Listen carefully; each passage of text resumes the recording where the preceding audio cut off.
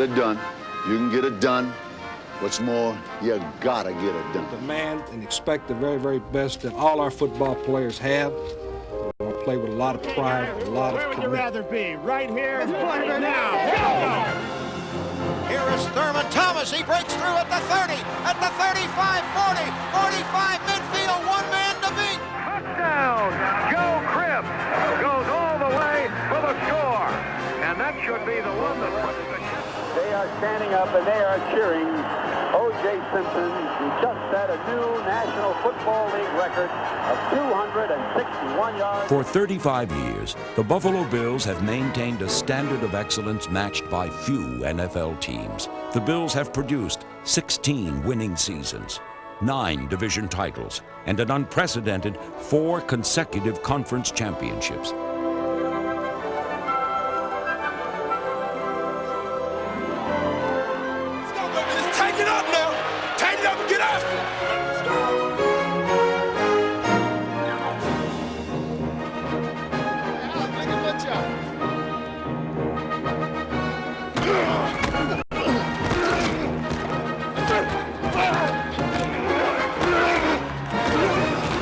As one of the AFL's founding franchises, the Bills had a humble beginning, but they persevered through years of glory, years of pain, to take their place as one of the NFL's greatest success stories. The Bills are making NFL history. Well, naturally, I'm very proud of the Bills, particularly in the last 6 years. We had an up and down history from 1960 when we started in the old, American Football League. Had some good seasons and some bad seasons, but since I think it's 88, why we've been on the upswing, and of course, naturally, it's more enjoyable. The fans in the community have been excited, and it's given them a lot of pleasure. This is the story of a tough team, its proud town, and the 35-year journey they have taken together. It's a tale of comebacks and cliffhangers, trials and triumphs, gallant players and gutty fans, and the great moments they have shared. It is pandemonium at Rich Stadium. This crowd just wants to stand and savor the greatest moment in Buffalo sports history. Hi, I'm Steve Sable. No NFL team has achieved a level of excellence as enigmatically as the Buffalo Bills. Take their 4 straight Super Bowl appearances. Forgotten in those defeats is their accomplishment of winning an NFL record 4 consecutive conference championships. Now, even when the Bills won back-to-back AFL titles, their deeds were diminished by the perception of that league being a Mickey Mouse operation. You might say the Bills are they're just like the city they represent, proud, tough, always striving for respect. And like the town of Buffalo, the Bills are survivors, a team that has endured a cold and cruel climate by maintaining a tradition of hard-hitting, rugged defense. And that tradition is as strong today as it was when the Bills played in an ancient arena known as War Memorial Stadium. War Memorial Stadium was never considered a sports show palace, even when it first opened during the Depression. But by the 1960s, her rickety confines had become the home for one of football's most powerful defenses. It's like history. Time stands still when you go on War Memorial. When you come through a tunnel, you don't know what you're going to expect because the fans are a foot away from it. They can reach through a fence and touch you. At one time when we lost a game where we should have won, they collected 12 full cases of beer cans off the field. Because Buffalo fans, when you're supposed to win, you're supposed to win. From 1964 through 1966, the Bills did almost always win. They ruled the wide-open, point-a-minute American Football League with one of the most dominating, innovative, and tactically sound defenses in history.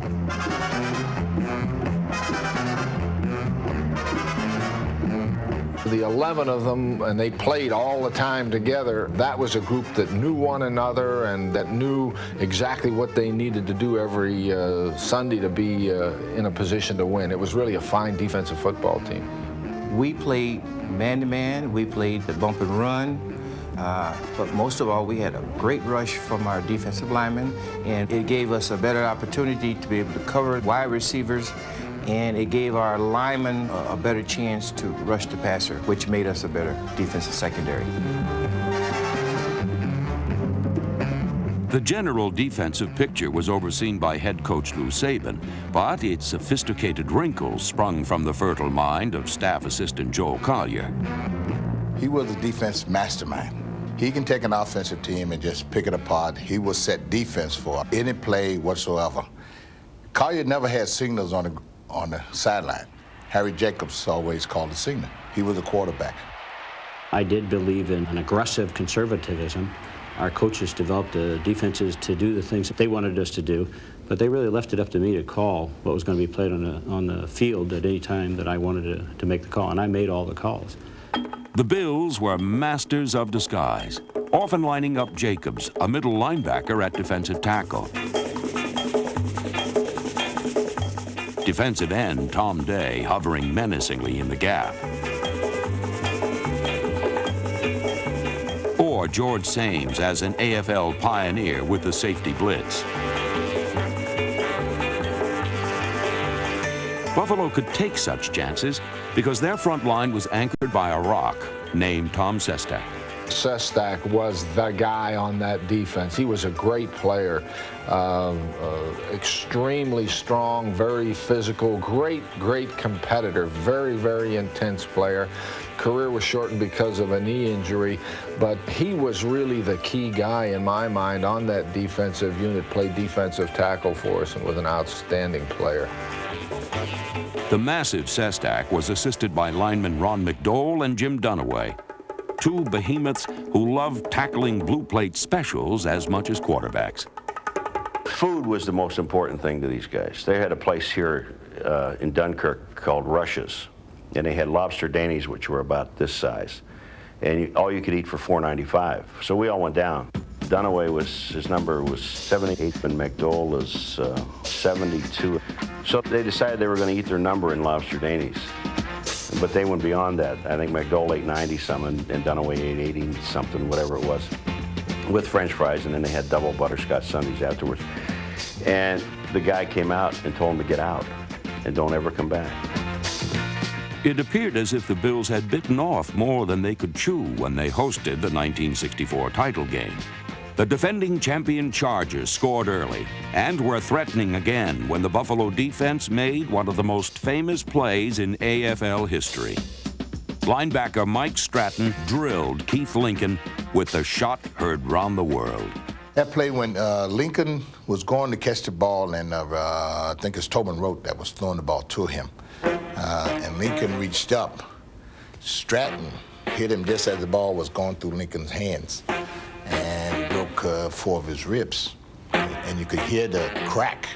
And after that, you could see on San Diego get drained. The power to take and execute drained. And from then on, we started beating. Our defense shut down San Diego's offense.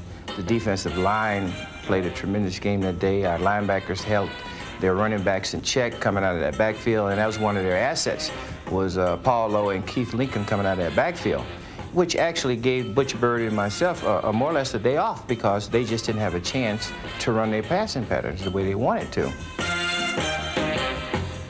The Bills repeated as AFL champs a year later in a rematch with the Chargers. This time, San Diego did not even come close to scoring. All we read out of the papers out there was it wasn't who was going to win the game, but how badly San Diego was going to beat us. So that did motivate us defensively, and to be able to shut out the most prolific scoring team in all of football in a championship football game was exceptionally a good feeling. As the defensive quarterback for the Buffalo Bills championships years, I believe our defense should be remembered as the best nose-to-nose, straight-up defense there ever was. We were all in a situation in those days where, again, no one made a lot of money. But it wasn't important. The friendships that I made, everybody knew everybody. And those are the things that you can't put a price on. When we lost Sestak, most everybody came back. We lost John Tracy off of that team. And those are people that you would like to see live, at least outlive you. And then you'd be happy. They're all friends. We were a separate body of 8 teams that were going against the National Football League and the fans of the world. And we won. And we won. All is quiet now at the corner of Best and Jefferson. But if you listen carefully, you can hear the roar of the crowd as they cheer on the Buffalo Bills, whose tradition of defense is now carried on by a new breed of players, led by number 78, Bruce Smith.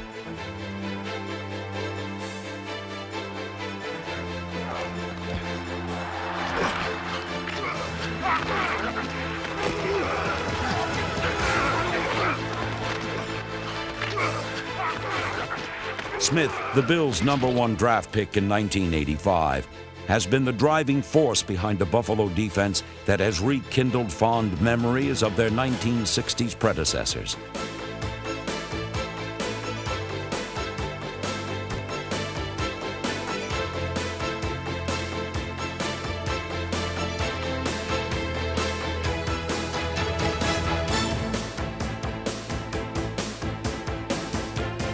Big, strong, swift, and savvy, Bruce Smith is the all-time AFC sack leader and also a leader by example.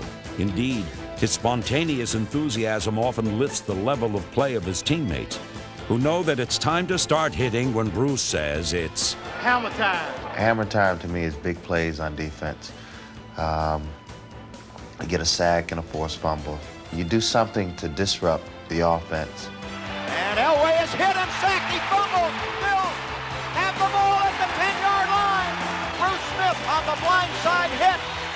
You get on them and you pound on them. You never let them get back up. I mean, you just keep beating down on them until you can't see the head of the nail anymore. It's about an inch down into the wood, and you just keep pounding and keep pounding.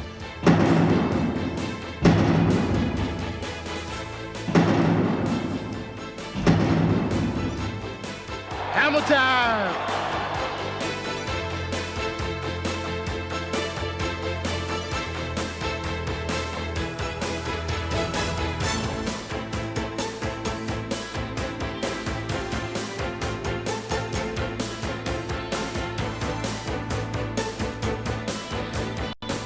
In the decade of the 90s, few NFL defenses have been more aggressive, more punishing, or more opportunistic.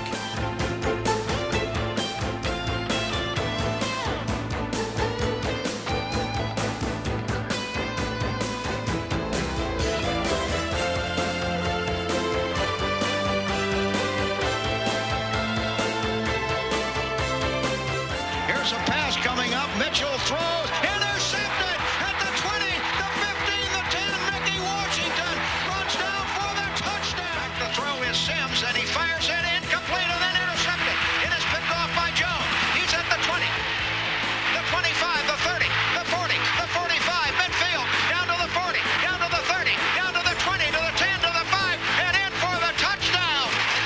Henry Jones goes 85 yards on the return. The Jets with the ball, and Boomer wants to throw, and it is intercepted there. Picked off by Kelly.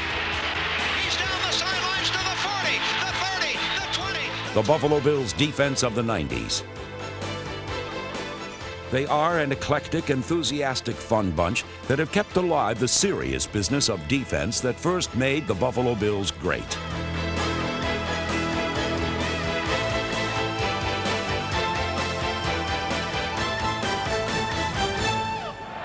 Hey, baby, are y'all convinced now?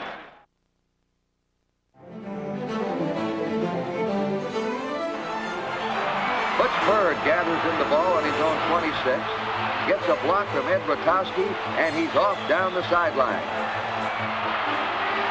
Paul McGuire steamrollers John Hadel and Dave Kasturic, and Bird is in for a 74-yard touchdown.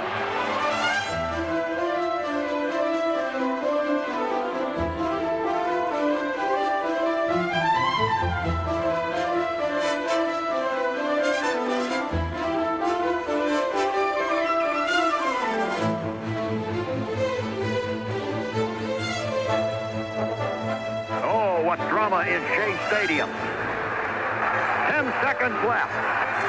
Richard Todd looking. He throws it, intercepted by Bill Simpson. Simpson goes down at the 10-yard line.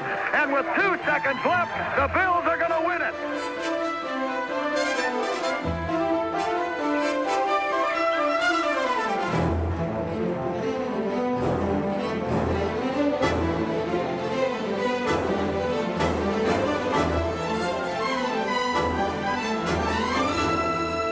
Because he can walk the walk, Bruce Smith can talk the talk. But for the most part, Buffalo's football heroes have quietly let their on-field performances speak for themselves. Certainly that's been the case with Thurman Thomas, the low-key but high-voltage superstar of the 90s. It's true, too, of O.J. Simpson, perhaps the greatest Bill of them all. And it also applies to Jack Kemp, the quarterback who quietly led Buffalo to a pair of AFL titles before he did his real talking as a member of the United States Congress. Jack Kemp traveled a long way to reach the hallowed halls of Washington. After an unsuccessful stint in the 1950s NFL, Kemp starred with the San Diego Chargers before literally stumbling his way onto Lou Saban's Buffalo Bills. He came to us with a bum hand.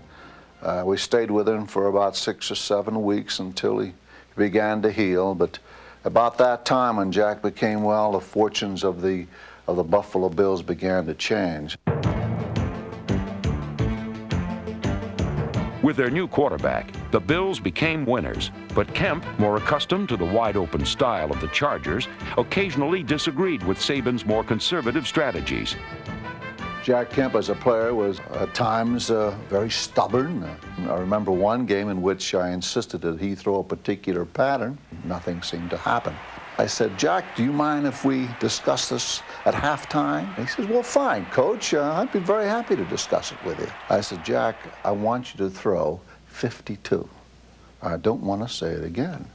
And he looked at me and says, but, and I picked him up. It happened to be an open locker behind him. And I shoved him into the locker. And I says, Jack, do you understand me? He says, yes, sir, Coach. And we threw that pass in the second half. I think he must have rolled up over 100 yards just with that one particular pattern. Kemp's determination was also his greatest attribute, as the Bills would discover for 3 straight championship seasons. In '63, we lost to Boston. We got booed. And I went up to Coach Saban, and I said, Coach, next year we're going to win. And you and I are going to come out in the middle of the crowd, and we're going to have our moment in the sun. And don't forget that. In 1964, Kemp beat his former team, the Chargers, 20-7, giving the Bills their first ever league title. A year later, Buffalo beat San Diego again for their second AFL crown. Kemp became a household name and a respected figure throughout Western New York, quarterbacking the Bills for the remainder of the decade. But by 1969, new challenges awaited. Now, I had spent 13 years throwing a football, and I'll be honest, whether my arm or elbow had started to give out, I couldn't throw as well as I thought I wanted to. I was president of Football Players Union or Association. I was an activist. I would have been called a clubhouse lawyer if I'd been a baseball player, because I loved organizing people and talking about issues and ideas. So the Republican Party said, hey, Kemp, why don't you run for Congress? And I thought about it. And if I'd lost, I would have come back. I had a no-cut contract. I could have come back and exercised the no-cut clause. In fact, I've had a lot of fun over the years telling people that if they didn't like me to Congress, I'd come back and play quarterback for the Bills, and that's how I got sent to Washington. It was another manifestation of a lesson I had learned early in my life, to be there at the right time and to take advantage of opportunities. And I had the great blessing and opportunity to serve the people of Western New York for 18 years in the United States Congress. Jack Kemp, a football and an American success story, with more chapters still waiting to be written.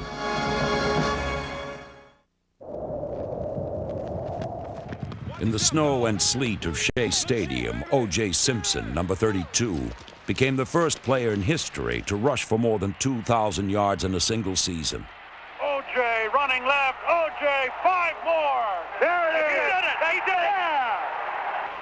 I just wonder if the three of us at this moment fully realize what it has been our great privilege to watch O.J. Simpson run for 2,000 yards in one season. The records and statistics speak well, but not as eloquently as the memories. O.J. was the only player I ever played against in a Pro Bowl who in practice made some moves where the entire Pro Bowl squad, and this is running through plays in the Pro Bowl, stopped in awestruck. And guys said, did you see what he did? I mean, can you believe what that guy just did?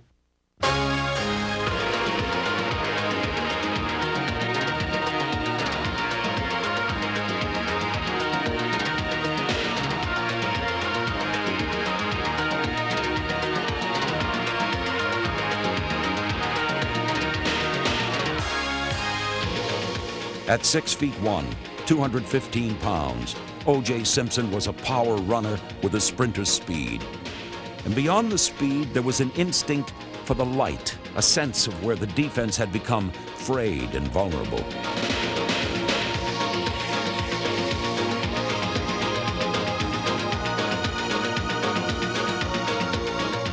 He knew precisely where to strike, and once in the secondary, he gave defenders very little to strike at.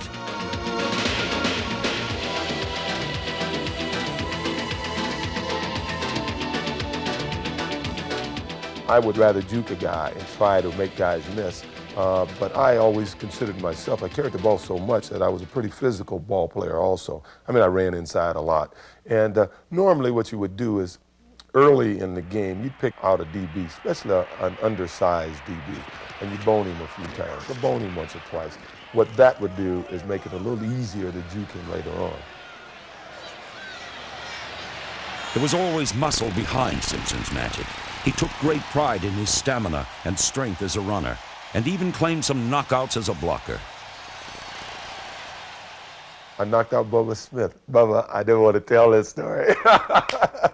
I knocked out Bubba in the game, but Bubba gave me a different story about it, but I knocked out Bubba in the game. What happened was I was on an outside move, and I dipped inside to get the tackle off of me, and when I came back outside, I ran into his forearm. You know, I mean, it wasn't like he was trying to throw something. I mean, O.J. has never blocked nobody in his life. And I told Ted Hendricks, I said, if they run a sweep your way, hold him. I'll be a tenth of a second behind him. Just hold him up. I want to get a shot at him. He came back in the game, you know, about, I guess the next series. I'm going to get you, boy. I'm going to get you. So the rest of the game, I'm running from Bubba. You know? The pursuit of the juice was never a trivial one, and 4 times he led the NFL in rushing. In the open field, he had an instinctive feel for danger, and unlike many of today's great runners, he wore only a minimum of protective padding. You know, I wore very few pads because I like to feel people grabbing at me. You know, you can almost sense, you know, people don't have to touch you for you to feel them. They can get close to you and you can feel them. And I needed to feel all of that so I can react to all of it.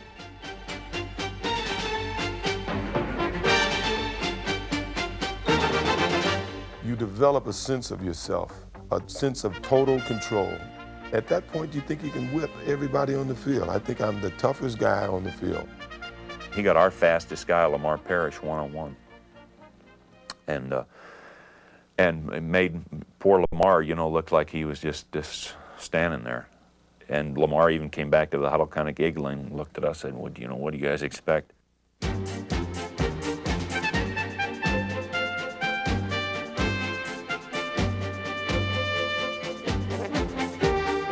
Expectations were always high when O.J. Simpson carried the ball, and he captured the imagination of fans and players alike. He was a record breaker, a miracle maker, and a great one. Like O.J. Simpson, Thurman Thomas came to the Buffalo Bills with a vast array of talents and quickly emerged as one of the dominant offensive performers of his era. And what has become habit, Thurman Thomas is annually among league leaders in a multitude of offensive categories.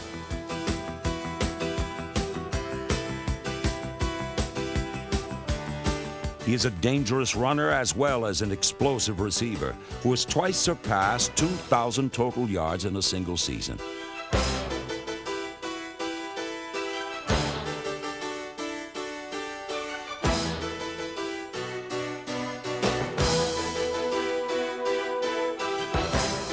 He has, in my mind, the single most important quality of a great running back, and that is balance. He can be hit and you don't topple him, you move him to the side. He can, because of his great balance, he has the ability to cut. He has great discretion when to turn it on, when to go outside, when to cut it back, when to lunge forward. Beyond that, and this was quite a bonus for us, he's a magnificent receiver as a running back. We didn't know he was that good a receiver. Coming out of college, he rarely caught a ball. And when called upon to block, he does the dirty work too. Bills are showing pass blocking at the moment, and they're going to throw again, another blitz. And here's the throw downfield. Reed's got it. 20, 15, 10, 5, touchdown. I'm not just a runner that everybody think that I am. You know, you have a lot of running backs who can just run the football, and that's just about all they can do. I like to expand my game, and expanding my game is blocking or when I have to pick up blitz, and also pass receiving. Not the little 5-yard passes, the 10-yard passes, but also the passes downfield 25 and 30 yards. In Buffalo, Thurman Thomas is the X factor, the clutch player the Bills look to when their push-button offense gets bogged down.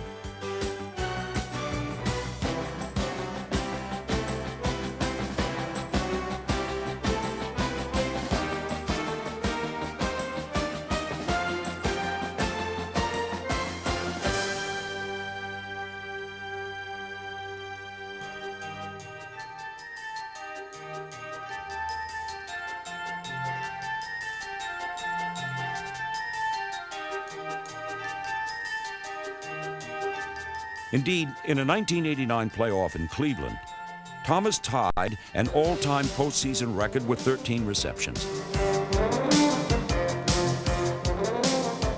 In the 1990 playoffs, he gained over 100 yards rushing in victories over the Dolphins and Raiders before his spectacular effort against the New York Giants that rates among the greatest in Super Bowl history.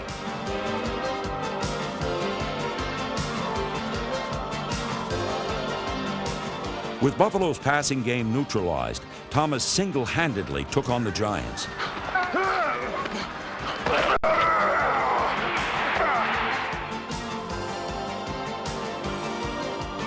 Thomas gained 190 total yards in an heroic performance that would have earned him the Super Bowl MVP award had Scott Norwood's kick not sailed wide of the mark. The disappointing setback did not deter Thomas from picking up in 1991, where he left off in 1990. On opening day, Thomas set a furious pace that even his teammates could not keep up with. In a rare double, he gained over 100 yards running and receiving in what was the league's best individual effort of that season.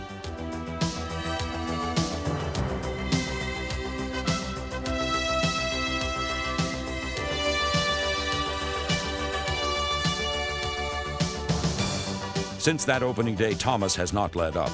Consequently, neither have the Bills. As he shatters record after record, it's not premature to compare Thomas to some of the game's all-time greats. Consider that in his first 4 years, he has rushed for nearly 2,000 more yards than O.J. Simpson did in similar time.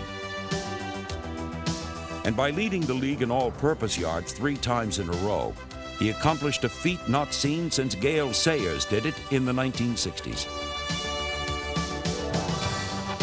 In the end, Thomas's place in NFL history is still to be determined, but make no mistake about his current role.